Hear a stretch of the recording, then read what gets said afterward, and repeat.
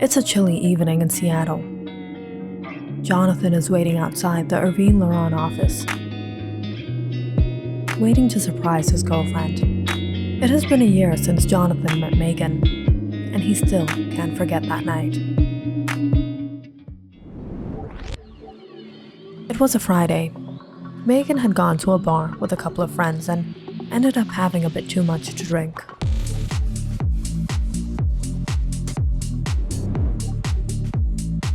Getting into a fight with the bartender, she got kicked out and ended up waiting on the curb at 1 a.m. for a cab, almost out of her senses. Things couldn't get worse. But then, she blacked out.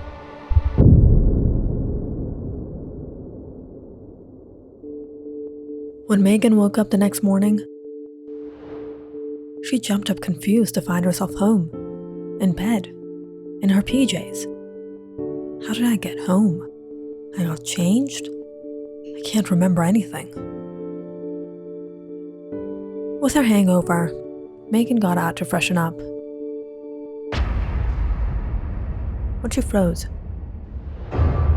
seeing someone on her living room couch. Thief! Thief! Jonathan jumped up startled. I'm not a thief! I'm not a thief! I'm the one who brought you home. You? You brought me home? Yes. Last night you had a little too much at the bar. Things got out of control. Your friends didn't seem so responsible. Got occupied, if you know what I mean. And you got kicked out.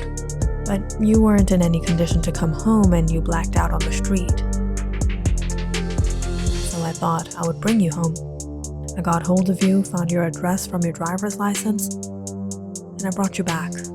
It was really late by then, so I thought I would crash the night here and leave in the morning. I'm Jonathan, by the way.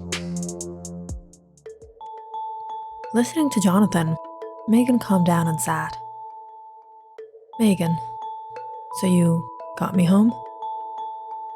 Yeah, but it seems like you don't do this very often, do you? Yeah, and never again. My friends got me into this. Such a bad idea.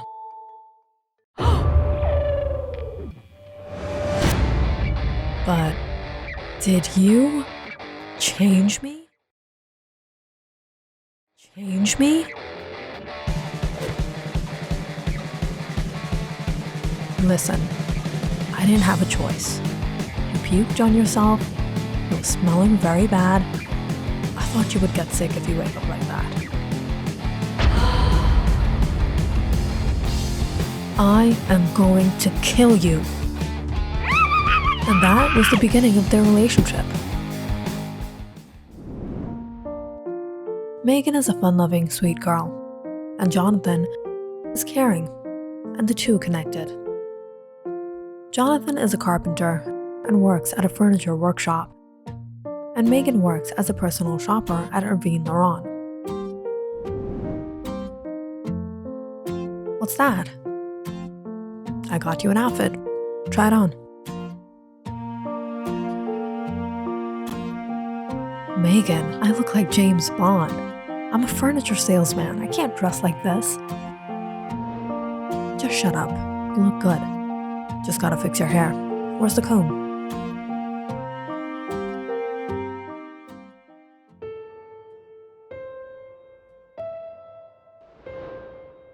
Who's this girl? That's my sister. Really? You never told me before. We don't know where she has been for the last few years now. Oh. I'm so sorry. It's all right. Megan and Jonathan got along well. It seemed they were the perfect match for each other. They understood each other. They were there for each other. And from that day on, it's Megan who has been shopping and putting together Jonathan's wardrobe.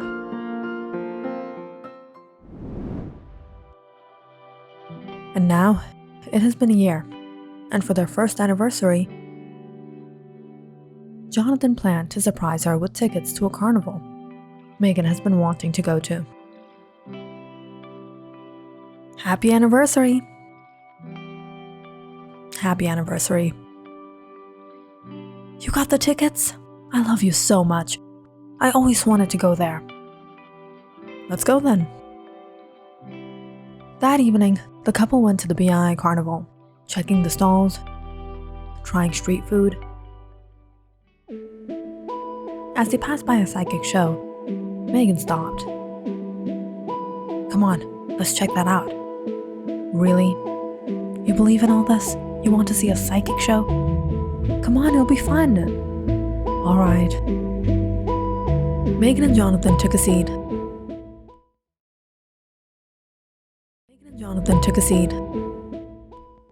As the psychic searched the audience for a volunteer, and to much surprise, he looked at Jonathan. Excuse me, sir, if you would be kind enough to join me on stage tonight. I think I'll pass. Megan pursed Jonathan. Go, what are you waiting for? On her insistence, Jonathan reluctantly took a seat opposite to the man. You don't believe in all this, do you? The supernatural? No. Was that your mind reading, or is it the spirits who are telling you?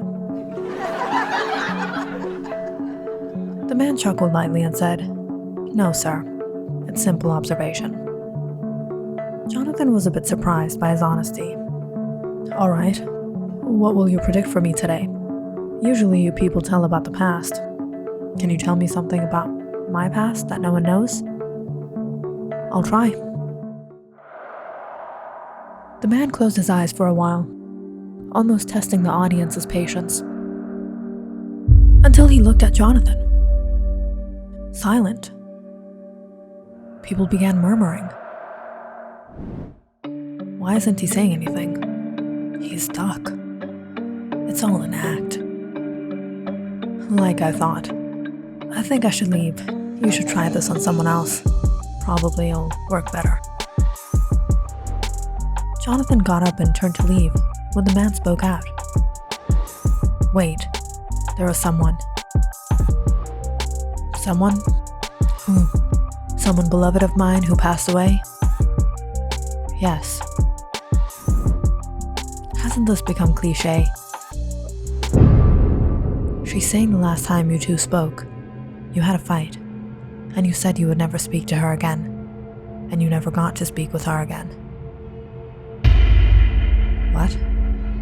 Jonathan turned to look at the man a bit startled, before he simply got off the stage and took a seat. What happened? Why do you look like that? It's nothing. The rest of the night went by quietly. And around 10, the couple returned home. But Jonathan couldn't sleep.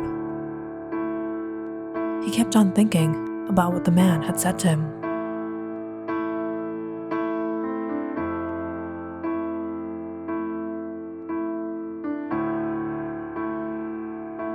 Ava.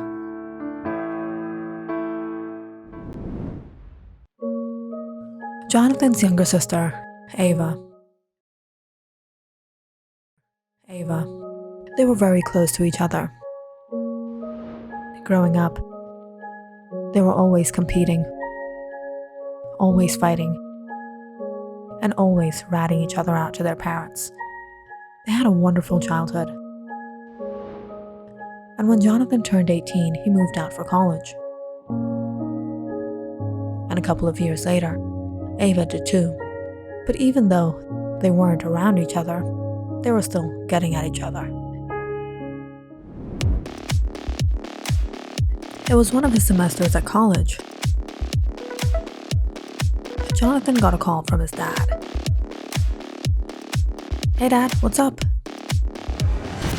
You dropped a semester and you made me pay for it? What? No Dad, I mean, it was just one time. I was sick. You just get back home, you jackass. I'm going to beat the tuition out of you. How did Dad find out? Ava.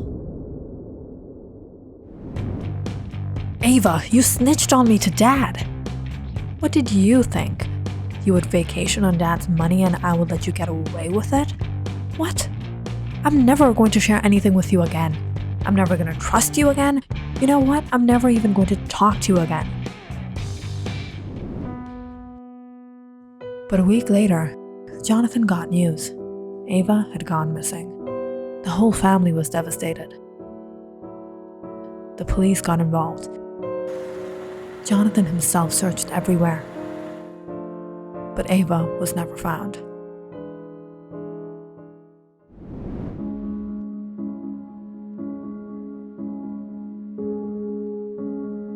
What happened to you, John? You've been quiet ever since that psychic show. Megan, I think Ava tried to communicate with him. What? Are you out of your mind? I did it for the fun of it. These people are scammers. Don't take this seriously. And how did you reach the conclusion she's no more? Maybe she's alive. She's somewhere. I don't know. It just felt strange. How could you know?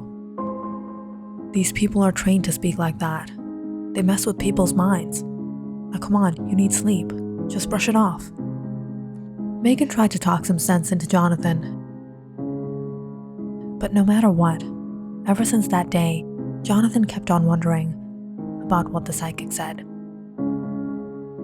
He couldn't understand how he could know how it is possible. A couple of days later, he couldn't help the curiosity and found out the man's address and went to visit him.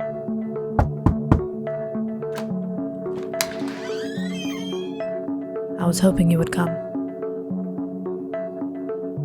How did you know about Ava? Look, many people think psychics can read people's minds. They have abilities. They can predict the past, present, and future. But this isn't the truth. The majority of us are absolute scammers. They do it to entertain people, to make money, and for the fun of it. And those who do actually have powers, they're the exception, and there is very little they can do. And you are one of them. Yes, but there isn't much I can do. Can you try communicating with her again?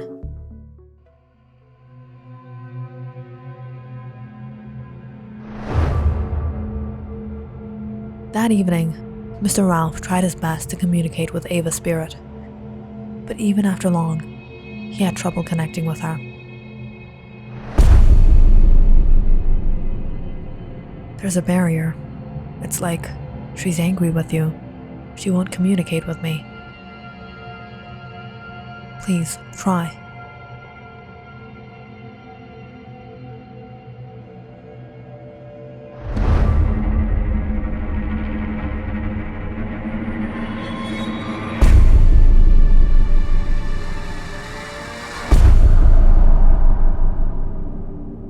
She's saying, sunset. Sunset? What about sunset? I'm sorry. I wish I could help you, but I can't connect with her. It seems she's in pain. Jonathan fell silent. He didn't know what to make out of it.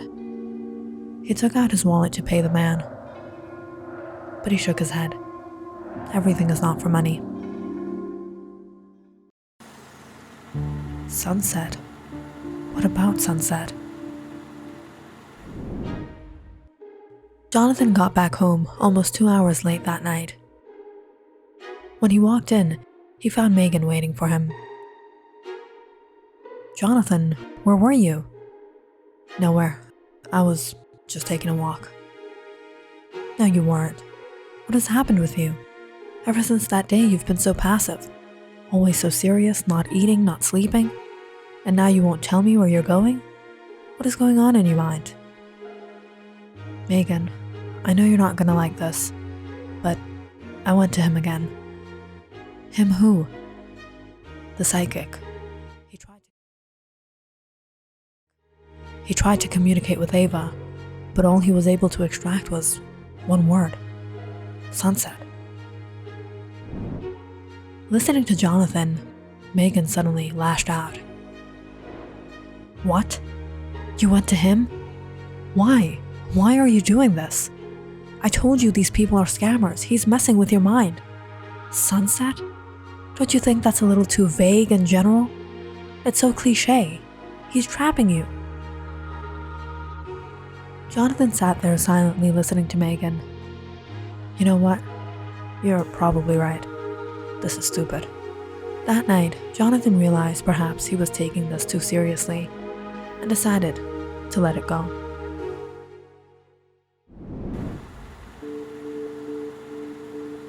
But a couple of days later, as he was driving in the city, he spotted an advertisement. And it all suddenly clicked. Sunset Inn. Didn't Ava go to? Jonathan realized the campus Ava was boarding in before she went missing was also named Sunset.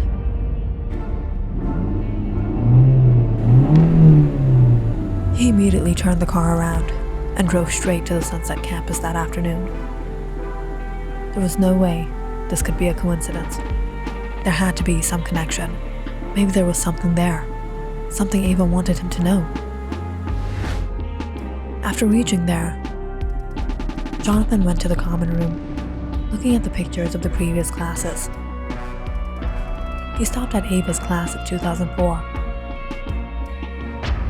when he suddenly spotted someone familiar.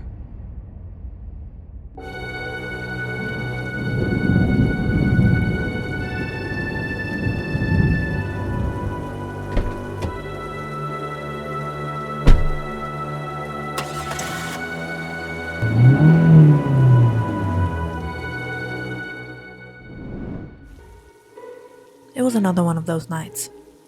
Megan had been waiting for hours for Jonathan. She tried calling him, but he wouldn't pick up. She was anxious, worried, just when the door opened.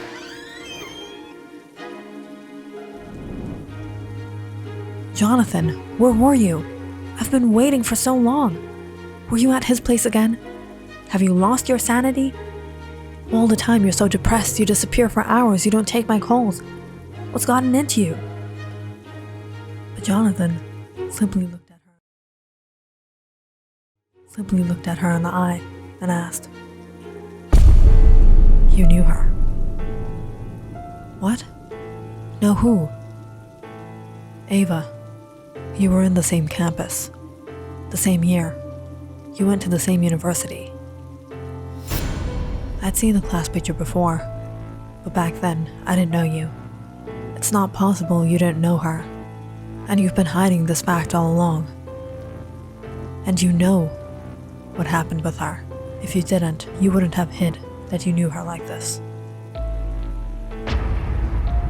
Megan suddenly fell silent. I'm sorry, Jonathan. I'm sorry. It was true. Megan and Ava were staying in the same campus and were in the same class, but they didn't really know each other. Not until they both had signed up to volunteer for a fundraiser 4 years ago for a hurricane aid. It was me, Ava, and 2 other seniors. By the end of the fundraiser, we gathered a good amount of money. At the time, I was going through a rough patch. I'm not from a well-to-do family. I was struggling with tuition, rent, bills, and when Donnie and Ezra offered to steal the money, I got tempted and agreed. Come on, no one will know. We'll take a few thousand from here and hand in the rest. What are you guys doing? Nothing, just counting the funds. No, what's in your bag? You guys were stealing. Ava, lower your voice. No, How can you be so treacherous? We raised this for people and you're stealing it? Come on, you don't have to be an angel. You can take a share too. You disgust me. Ava, look, it's not like that. We worked hard to gather this. We deserve something. And anyways, there will be funds going in from the government, from other places. What are they going to do with so much money? No, this is still stealing. Ava was going to report us. But Donnie and Ezra got a hold of her. When she tried to scream, they held her mouth to calm her down, but she wouldn't stop. She kept on trying to scream. What we didn't realize is that she wasn't trying to scream. She was trying to tell us she couldn't breathe. By the time they let her go, she was no more. We didn't know what to do. We were scared. We were frightened.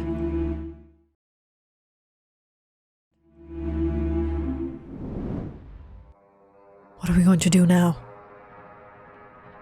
There's only two ways out. Either we can get rid of her, and people will think she went missing. We have the money and get away. Or we can call the police and go to prison. So choose. That night, I panicked. And I gave in.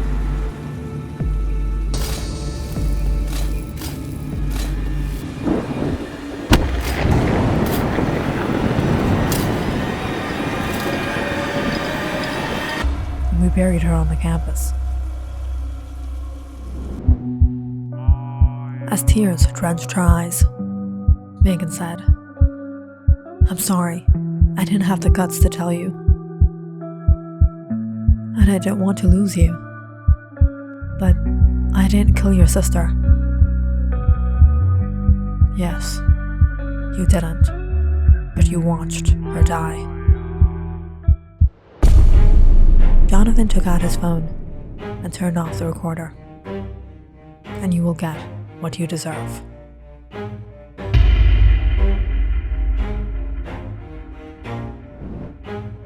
Jonathan handed in the confession to the police, and with Megan's testimony, they were able to track down Donnie and Ezra and arrested them. The three were charged with murder, and though Megan got a lesser sentence, Donnie and Ezra went in for good. And finally, Ava's body was discovered.